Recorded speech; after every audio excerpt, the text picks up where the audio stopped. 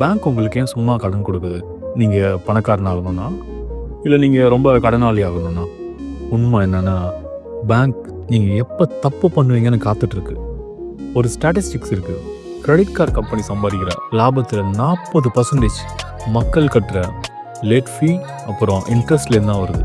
அதாவது நீங்கள் என்னைக்கு மறக்கிறீங்களோ அன்னைக்கு தான் உங்களுக்கு லாபம். கிரெடிட் கார்டு ஒரு ஃபினான்ஷியல் வெப்பன். அதை சரியாக யூஸ் பண்ணால் அது உங்களை ராஜா மாதிரி வச்சுக்கும்.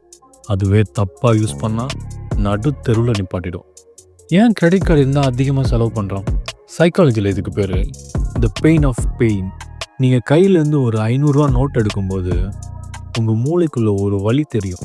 ஐயோ பணம் போகுதேன்னு தோணும். ஆனால் ஒரு கார்டை ஸ்வைப் பண்ணும்போது அந்த வலி கொஞ்சம் கூட இருக்காது. ஏன்னா பணம் உங்கள் கண்ணுக்கே தெரியல. அதனால் 2000 ரூபாய் சட்டை வாங்க போனவன் கிரெடிட் கார்டு இருந்தால் 5000 ரூபாய்க்கு வாங்கிட்டு வருவான். அடுத்த பெரிய பொறி மினிமம் அமௌண்ட் டியூ. உங்கள் பில் 50,000 வந்திருக்குன்னு வச்சுக்கோங்க. ஆனால் பேங்க் உங்ககிட்ட சொல்லும், பரவாயில்ல சார், நீங்கள் வெறும் 2000 ரூபாய் கட்டுங்க போதுன்னு. நாம் என்ன பண்ணுவோம்? தப்பிச்சிட்டோன்னு அந்த 2000 ரூபாயை கட்டுவோம். ஆனால் மிச்சம் இருக்கிற 48,000 ரூபாய்க்கு 36%லேருந்து 42% வரைக்கும் வட்டி போடுவாங்க. உலகத்திலே அதிகமான வட்டி இதுதான். நீங்கள் மினிமம் டியூ கட்டிகிட்டே இருந்தால் அந்த கடன் அடைக்க குறைஞ்சது 20 வருஷமாவது ஆகும். அப்போ கிரெடிட் கார்டு வேணவே வேண்டாமா சார்?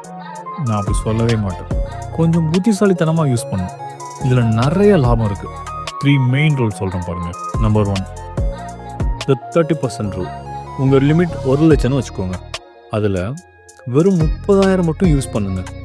இப்படி யூஸ் பண்ணிங்கன்னா உங்கள் சிவில் ஸ்கோரும் ஏறும், உங்களுக்கு எந்த பிரச்சனையும் வராது.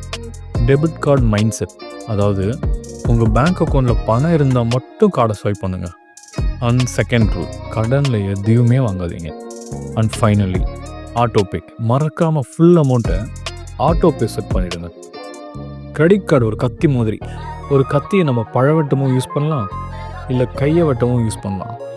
கத்தி யார் கையில் இருக்குன்றது தான் முக்கியம். Be a master of your money, not a slave to the bank.